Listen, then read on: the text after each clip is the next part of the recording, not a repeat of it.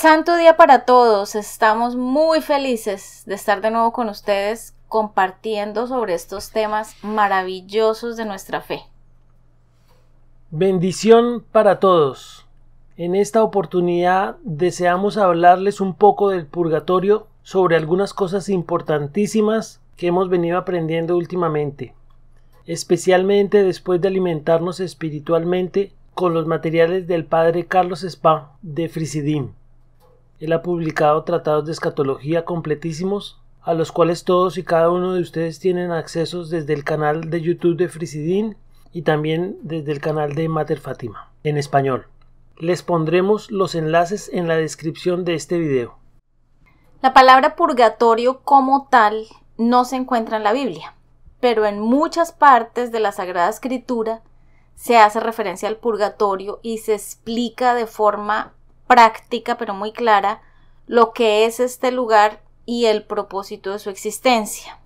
Por ejemplo, vamos a citar dos partes. En Mateo 25, versículos 25 y 26, Jesús nos dice: muéstrate cuanto antes conciliador con tu adversario mientras vas con él por el camino, no sea que te entregue al juez y el juez al alguacil y seas puesto en prisión, que en verdad te digo que no saldrás de allí hasta que pagues el último cuadrante. Palabra de Dios. Te alabamos, Señor. Y en Mateo capítulo 12, versículo 32, nuestro Señor nos dice: el que insulte al Hijo del Hombre podrá ser perdonado. En cambio, el que insulte al Espíritu Santo no será perdonado ni en este mundo ni en el otro. Palabra de Dios. Te alabamos, Señor. Ya sabemos que en el infierno no se perdonan ni se reparan los pecados, mientras que en el purgatorio sí.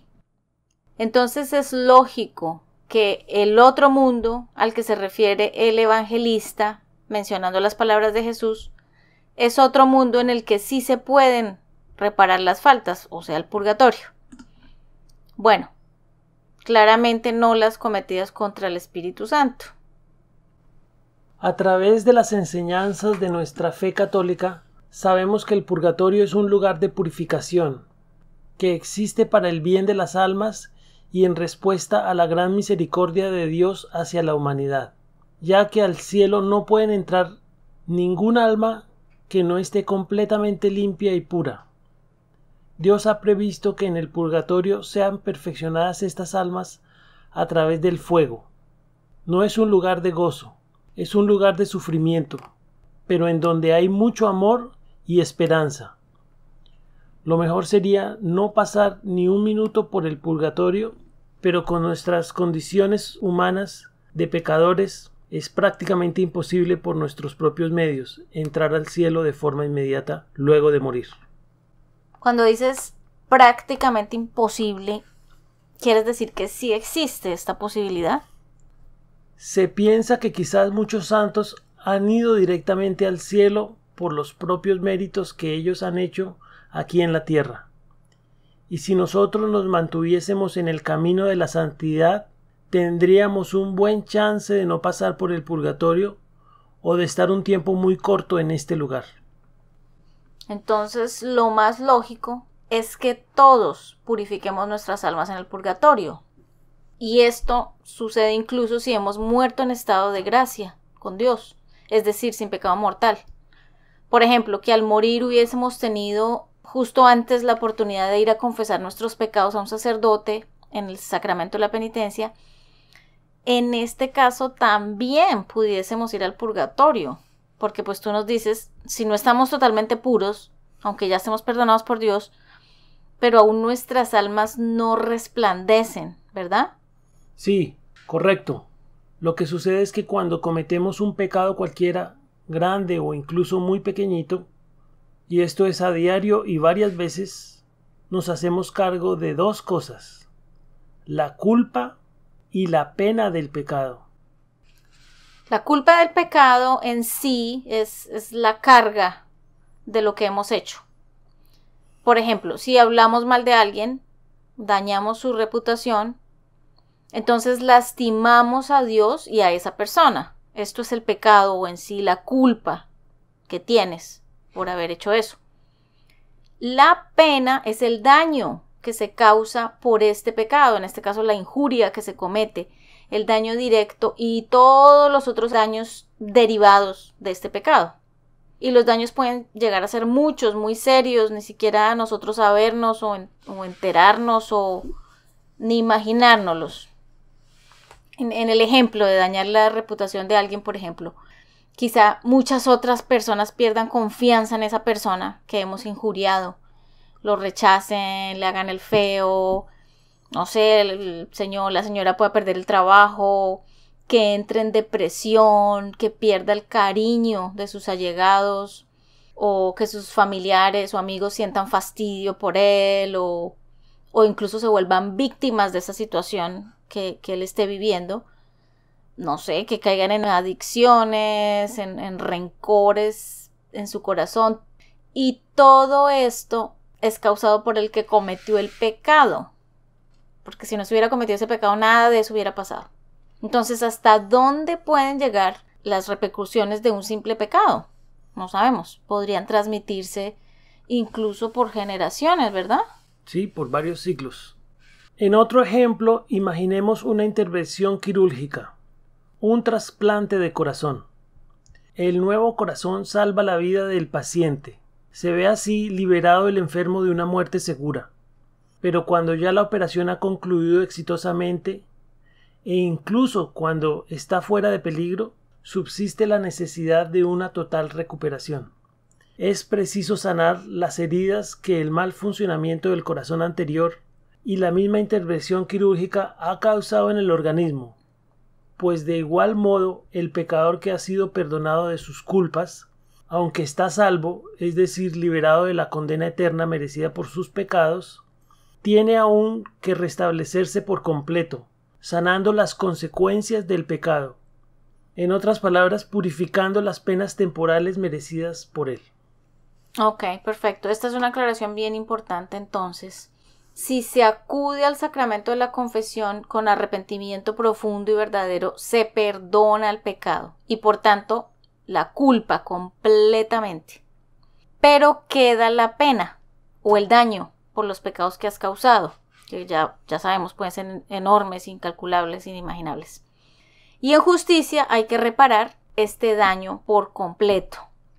Bueno, de hecho sería, como tú dices, ideal reparar aquí en la tierra y no tener que pasar por el purgatorio, que hacer esta reparación o purificación en el purgatorio. Es verdad, solo hay dos opciones: se repara aquí en la vida o en el purgatorio. San Agustín nos cuenta que su madre Mónica lo único que le pidió al morir fue que ofreciera oraciones por su alma, pues como dice el mismo santo, una flor sobre su tumba se marchita, una lágrima sobre su recuerdo se evapora, una oración por su alma la recibe Dios. La enseñanza de la Iglesia es muy clara cuando nos dice que los que mueren en estado de gracia con Dios, pero no perfectamente purificados, sufren después de su muerte una purificación para obtener la completa hermosura de su alma. Es posible que Dios haya perdonado sus culpas, sus pecados, pero les queda la pena temporal merecida por la culpa. Dices, es posible. Yo diría que si ya están en el purgatorio, pues Dios ya les ha perdonado sus culpas, de lo contrario estarían en el infierno. Los pecados veniales no se pagan en el infierno, para aquellas almas que no tengan pecado mortal, sino en el purgatorio. Solo los pecados mortales, sin confesar, son causa para la condenación en el infierno. Ah, sí. También entonces en el purgatorio pudiéramos estar pagando por los pecados veniales cometidos después de la confesión, incluso si morimos en estado de gracia. Muy buena clarificación. Con la confesión, una persona es absuelta del pecado y su correspondiente culpa y podemos estar unidos nuevamente a Dios, lo cual quiere decir que nos hacemos merecedores del cielo, pero merecerlo y estar listos para estar en él son dos cosas diferentes. Tenemos que reparar por nuestras penas o penitencias de los pecados confesados y ya perdonados por Dios. Reparamos con dolores o sufrimientos ofrecidos, penitencias también ofrecidas como reparación, como por ejemplo el ayuno o la oración ofrecida en reparación. Ofrecer los oficios domésticos o trabajos con humildad y cumplimiento, etc. Pero siempre decirlo o pensarlo, que es en reparación. Muchos de nosotros, sin saberlo, nos quejamos de los sufrimientos que Dios permite en nuestras vidas. Pero mira qué bello esto de ofrecerlos. Así estamos reparando por nuestras deudas o penas de nuestros propios pecados, pero no por los pecados de los demás, por ejemplo, de nuestros hijos, de nuestros padres, de los conocidos. Es verdad, solo podemos reparar penas por nuestros propios pecados, pero también las penas de las almas que ya están en el purgatorio. Podemos ofrecer santas misas por la reducción de su sentencia o por la liberación de sus almas. No podemos hacerlo por los familiares o amigos vivos, pero sí por los difuntos. Ellos en el purgatorio no pueden hacer nada por sus propios méritos para acelerar su entrada al cielo, pero nosotros sí podemos desde aquí ayudarlas. Otra muy importante aclaración. Cuando reparamos, por decir, con la devoción de los primeros sábados de mes a la Virgen, estamos haciéndolo por los pecadores. Y pues se asume que es por los pecadores vivos aquí en la tierra. Pero en realidad no estamos reparando la culpa o la pena de esos pecados de esos pecadores.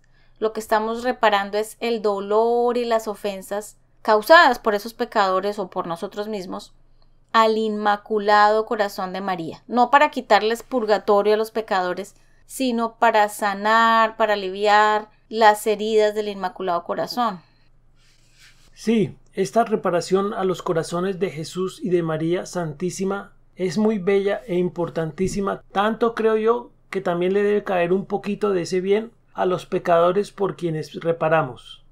Reparamos en nombre de ellos por las ofensas a los sagrados corazones, pero quizás también esas oraciones les ayuden a ellos en un futuro a desear y alcanzar su propia conversión. Uy, seguro que sí. Esas devociones pedidas directamente por el cielo tienen un poder y un valor incalculable. No nos olvidemos de practicarlas los primeros viernes, los primeros sábados. Bueno, pero además de todas estas formas de reparar con nuestras propias acciones y ofrendas, por la gran misericordia de Dios existen las indulgencias plenarias y las parciales.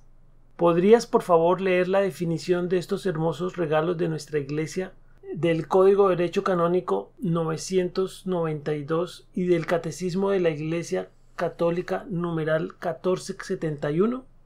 Sí, claro.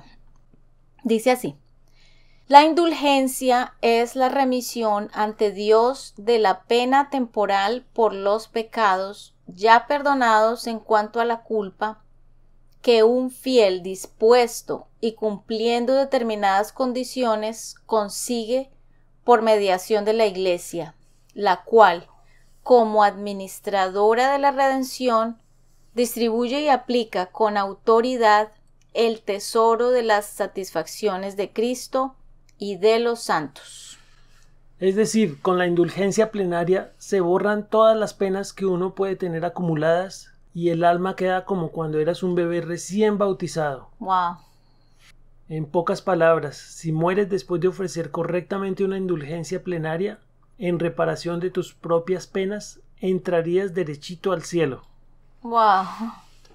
Si por ejemplo mueres 4 horas más tarde después de haber ofrecido la indulgencia plenaria, solo te tocaría el purgatorio por los pecados cometidos en esas 4 horas. Maravilloso. Es muy importante también aclarar que las indulgencias plenarias, como en el caso de los sacrificios o de las devociones, solo pueden ser usadas para uno mismo o por las almas del purgatorio. Y hay varias, hay muchísimas, incluso que no teníamos ni idea. Cuéntanos un poquito sobre cómo podemos alcanzar una indulgencia plenaria. Bueno, algunas indulgencias se aplican solo para momentos específicos, como sucedió en el Año de la Fe, donde se podía visitar una basílica papal, visitar un baptisterio, entre otras, o en el Año Jubilar de la Misericordia, donde al realizar obras de piedad, misericordia o penitencia, se concede la indulgencia plenaria.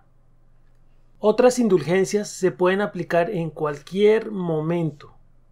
Por ejemplo, media hora de adoración frente al Santísimo, rezar el Vía Crucis, rezar el Santo Rosario en familia o en comunidad, leer la Biblia durante media hora o meditarla durante media hora, rezar el Anima Christi después de la comunión.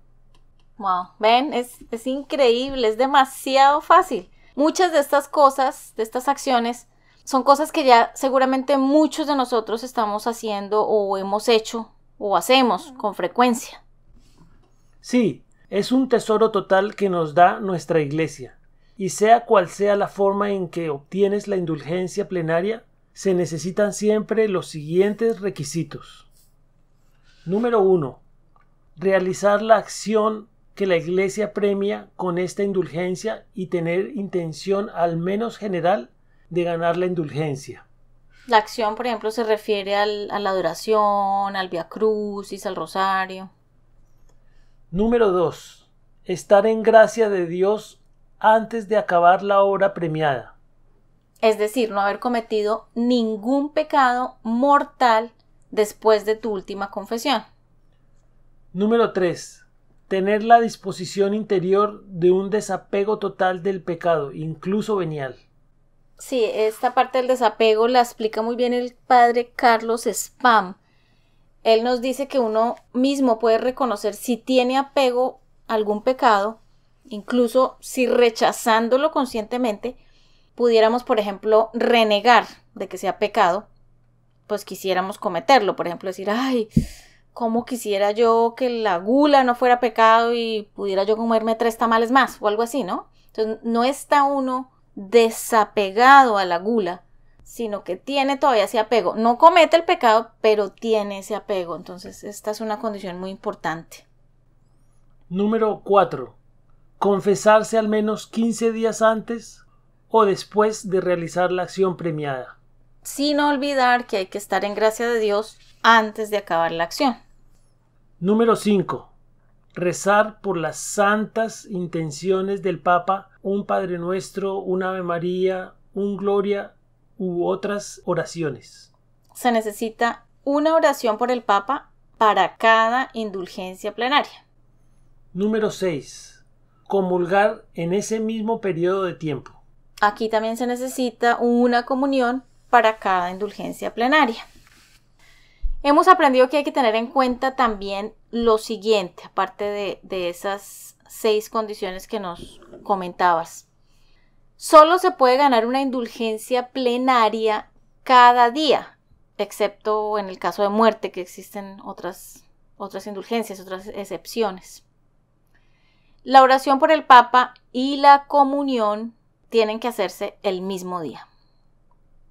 Ahora, una misma confesión, como se nos dice que se puede hacer 15 días antes o después, una misma confesión puede servir para ganar varias indulgencias plenarias. En este caso, si hiciéramos una por día, una confesión serviría para 30 indulgencias, o bueno, para 15 indulgencias plenarias. Cada indulgencia puede aplicarse a uno mismo o al alma de un difunto, pero no es aplicable a otra persona viva en la tierra. Es decir, puedes sacar un alma del purgatorio dedicándole una indulgencia plenaria. Mira qué maravilla. Así es. Otra cosa, algunas indulgencias son tan especiales que únicamente puede aplicarse a los difuntos. Un ejemplo es rezar por ellos en un cementerio, ya que se consigue una indulgencia parcial para un alma del purgatorio cada vez que lo hacemos. Se les perdona a las almas en el purgatorio parte de su pena, pero si lo hacemos entre el 1 y el 8 de noviembre conseguimos indulgencia plenaria para las almas, una por cada uno de estos 8 días, es decir, lo sacamos del purgatorio.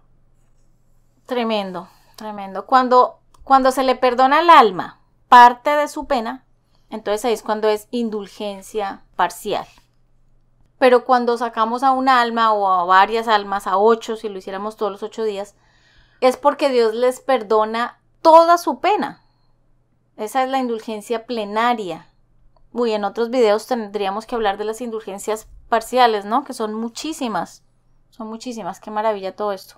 Sí, existen listados muy largos de esas indulgencias.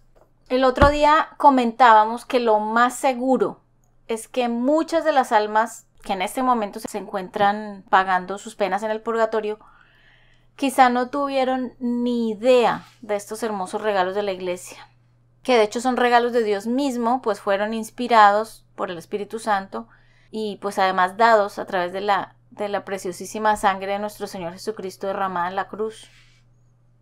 Como podemos ver, nuestro Señor nos ama tremendamente. No quiere que nadie vaya al infierno. Nos da todos los medios y más para salvarnos. Nos da estos regalazos y muchos ni siquiera los conocemos.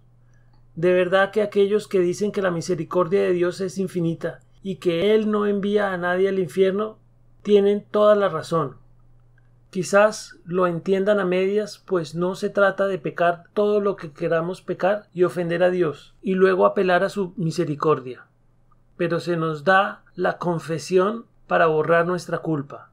Se nos dan las devociones para reparar por nuestros pecados. Se nos dan las indulgencias y como último regalo misericordioso se nos da el purgatorio.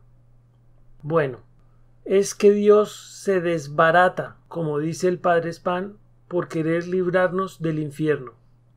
Sin embargo, esto no quiere decir que el infierno esté vacío, pues los que rechazan el amor misericordioso de Dios desafortunadamente son muchos.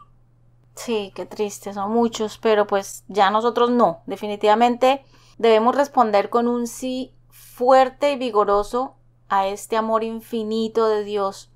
Primero que todo, por supuesto, tratando de mantenernos siempre en estado de gracia o atendiendo a la confesión prontamente si perdemos ese estado de gracia. Reparando por nuestros pecados con sacrificios, penitencias, ayunos, mortificaciones, devociones, obras, bueno, etcétera. Y haciendo uso de las indulgencias, esta gran maravilla, este gran regalo, ojalá a diario. Muchísimas gracias por acompañarnos, por escuchar todos estos temas, por aprender con nosotros, pues tal y como vamos aprendiendo estas bellas realidades de nuestra fe, deseamos enseguida compartirlas con muchos. Esperamos que les sirva especialmente en estos tiempos tan difíciles, yo creo que los más difíciles en la historia de la humanidad. Definitivamente sí, muy, muy duros por todas partes y por todas las circunstancias, pero sí, esperamos que les sirva mucho, tanto como nos ha servido a nosotros obtener estos conocimientos tan valiosos. Mil gracias. Bendiciones.